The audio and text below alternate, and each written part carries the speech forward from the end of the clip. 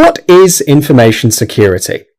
Information security is the means of defending information or data stored either physically or electronically from being accessed by unauthorized personnel.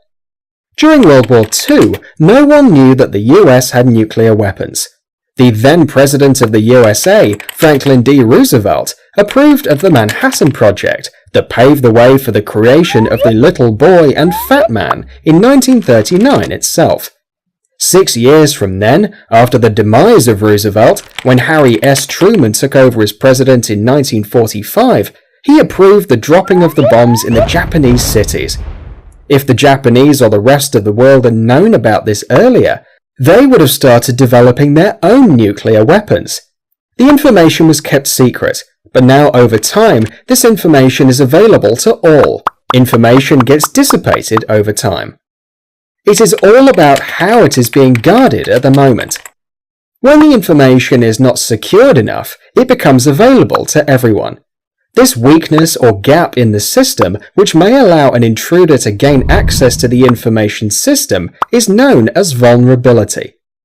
When an intruder is able to use this vulnerability to arrive at sensitive data in the system, it is termed as an exploit. It has always been a tug-of-war between the terms vulnerability and threat. What is a threat, and how does it differ from vulnerability? Threat is a factor that can cause harm to a system, and the system has no control over it. But a vulnerability is a flaw in the system itself, which can definitely be treated.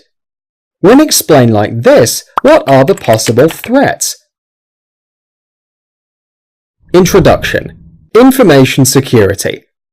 Leaving the second word alone for now, first we need to ask what information is. Information is nothing but processed data. Sounds too technical? What is data then? Data is simply a collection of facts or values which may exist in different forms, as numbers or text on pieces of paper, as bits and bytes stored in electronic memory, or just as facts in a person's mind. Now, getting back on track, what is information? Data, when arranged in a convenient form for a specific purpose, is known as information. To put it in another way, information may be credit card numbers, debit card numbers, PIN numbers, Gmail passwords, Facebook passwords, router passwords, and bank account PIN numbers, and so on. An organized set of data is called information.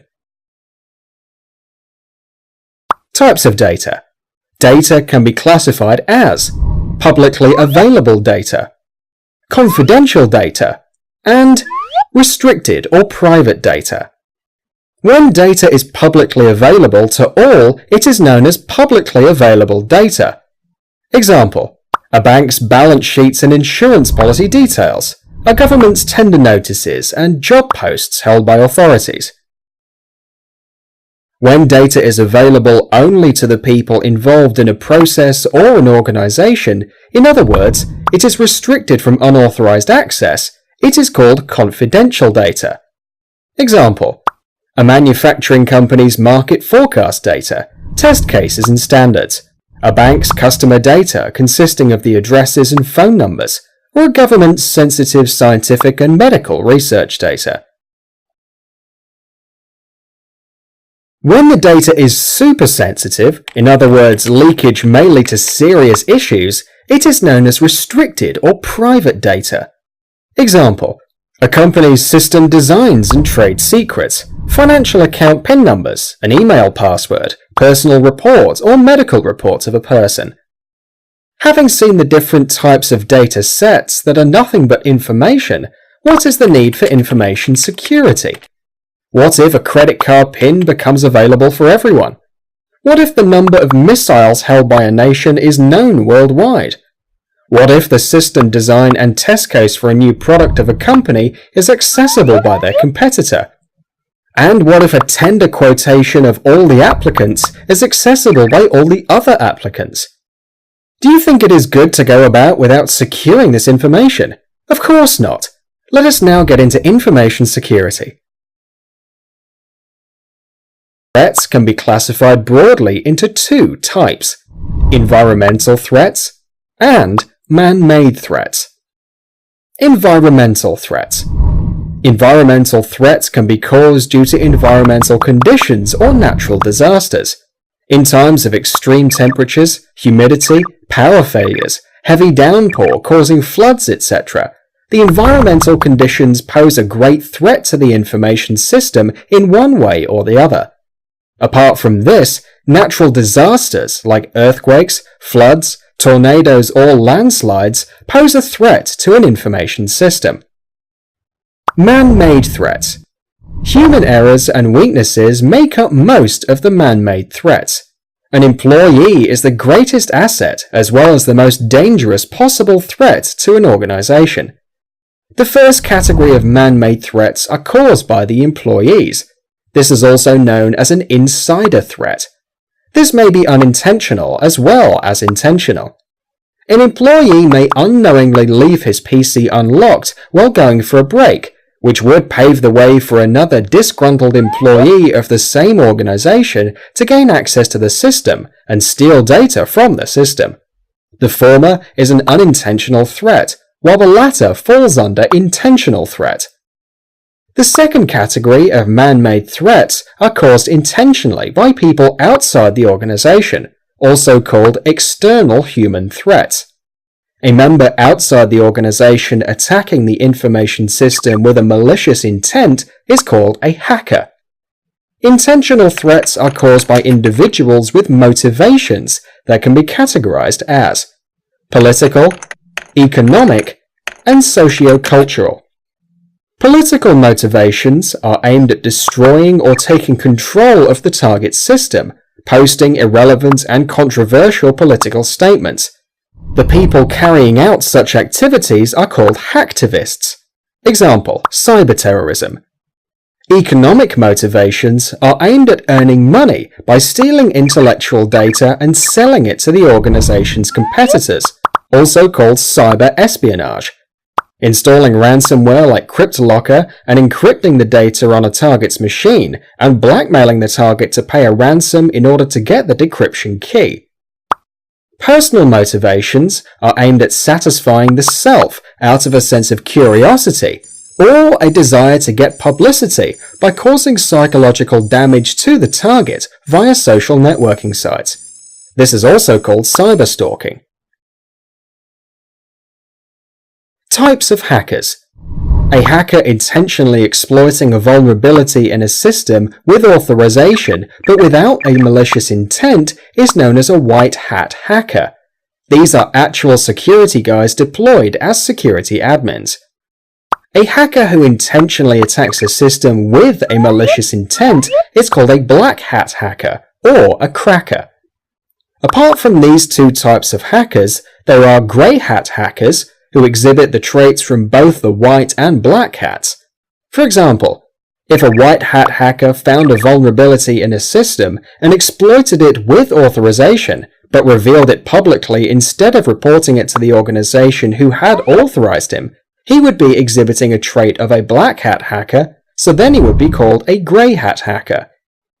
When an amateur hacker breaks into systems using pre-packaged automated scripts, tools and software written by real hackers, he is called a script kiddie. A security breach occurs when sensitive or confidential data is leaked, stolen or destroyed by an unauthorized individual, a hacker. This security breach can be avoided in general by concentrating on the elements of information security. What are the elements of information security? Let us take this scenario of an online purchase of a t-shirt. Usually, one logs into the shopping website and adds it to the cart for purchase. When it comes to the payment part, the control is transferred to a third-party application that connects to the bank. What if an attacker is able to sniff your bank account password at this point? The confidentiality of the data is lost here, which is the first element of information security.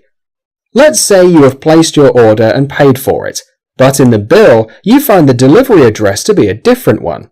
Uh-oh, what happened? An attacker pushing himself between you and the server has tampered with the data and made the delivery address data point to his own address. The integrity of the data is lost here, which is the second element of information security.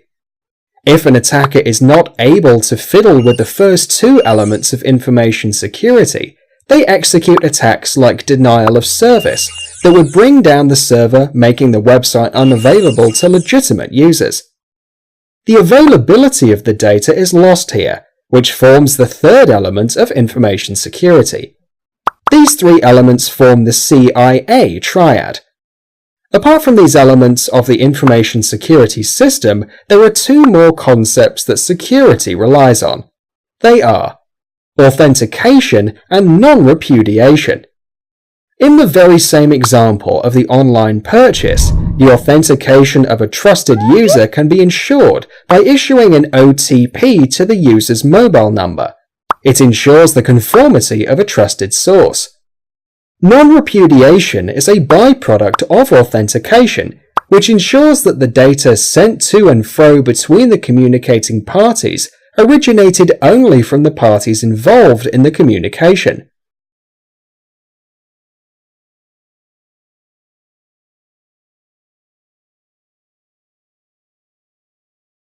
An organization, in order to ensure the security of its information, conducts a security audit that involves calculating the risk factors. What is a risk? Risk is nothing but the possibility of losing a valuable asset. To identify the loopholes or danger in an information security asset, risk assessment involves classifying the risks into two categories, namely, inherent risks and residual risks. Inherent risk. This is the risk that is faced when no controls or other mitigating factors are in place to guard the information. For example, in an organization, the lack of physical security measures such as CCTV, door access control mechanisms, etc. poses a higher risk of vital information theft. Residual risk. The risk that remains after the implementation of all control measures. For example, an organization can control the physical access to its premises either by having a security guard or by using electronic access control. When the organization seems to have nothing to be guarded physically, there is no need for it to protect its premises with either of the securing methodologies. This is where the organization conducts a cost-benefit analysis of its assets against its safety measures. Irrespective of the results of the cost-benefit analysis, there are certain standards and compliances an organization is supposed to follow. These include ISO, International Organization for Standardization, 27001 and 27002. ITIL, Information Technology Infrastructure. COBIT, Control Objectives for Information and Related Technology. PCI SSC, Payment Card Industry Security Standards Council. And PCI DSS, Payment Card Industry Data Security Standard. Having seen what information security is and how information security is ensured by following standard practices, it's time to get to know how the attackers are able to get into the system. The process of exploiting a vulnerability in an information system to gain unauthorized access of data is called hacking. Hacking involves three phases: information gathering, gaining access, and anti-forensics. Information gathering. This is the phase where a hacker tries to collect as much information as possible about the target. Gaining access. Using the information collected, the attacker designs a blueprint of the target and executes attacks against them to gain access to the system. Anti-forensics. The final phase is to erase the tracks that would eventually lead a forensic investigation back to the hacker who executed the attack on the target. Course map. This course on information security is aimed at imparting the end users with the knowledge starting right from the basics of information systems, the security measures being implemented, and the ways and means they get disrupted by hackers. The course map starts with imparting knowledge on how hackers gather information about a target, information gathering. An information system is comprised of individual systems, which, when connected, become a network, and when they start rendering services, they are known as a web. Even though information gathering and system-based cracking seem to be a good place to start, it really all starts with executing malicious software on the target system, or malware, and it would be unjust if it was not dealt with as the first step. Revising the flow, the course map starts with malware, followed by information gathering and the rest. This module covers ways in which a system can be attacked to gain information, system-based cracking, while this one deals with attacks pertaining to wired and wireless infrastructure of a group of systems known as network-based cracking. Following this is the web-based cracking module. By now, you would have noticed that all the topics are covered from a hacker's point of view, and you will be wondering why this is not dealt with from a security officer's point of view. To be the best policeman, one should think about crime from a thief's perspective. In the same way, in order to be a good security specialist, one must think from a hacker's perspective. This module, Vulnerability Assessment and Penetration Testing, deals with the prospects of evaluating an information system and its security state from a hacker's perspective. A question keeps nagging even now. What will the defending mechanism be then? Since the course is designed to cover topics from a hacker's perspective, a clear idea of how the hacker works is imparted. Defining a single defending mechanism will do no good. For example, to arrive at the number 9, one person multiplies 3 by 3, while another may add 5 to 4, and a third may simply start counting numbers from 1 in ascending order to arrive at 9. In the very same way, a single fix will, over time, be easily exploited by hackers, and it is left to the audience to come up with their own defense mechanisms. Having finished with the introduction for information security, Introduction to Information Security. Objective. This introduction is aimed at imparting a basic understanding of what information security is all about, and covers a broad spectrum of topics in the information security arena. Outcome. At the end of this chapter, you will have a clear understanding of concepts related to information security.